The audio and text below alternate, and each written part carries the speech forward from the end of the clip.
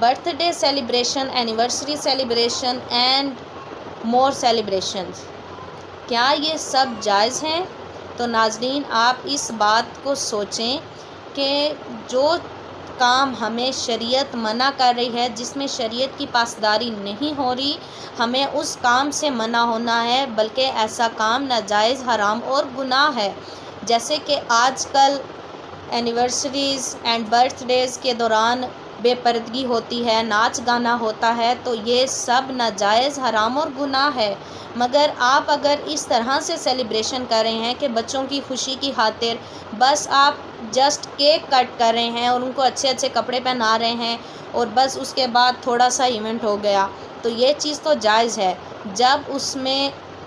ناچ گانا وغیرہ نہ ہو، کوئی بے پردگی نہ ہو، تو ایسی صورت میں تو جائز ہے، بلکہ بچوں کی خوشی کے لیے ایسا کام تو آپ کر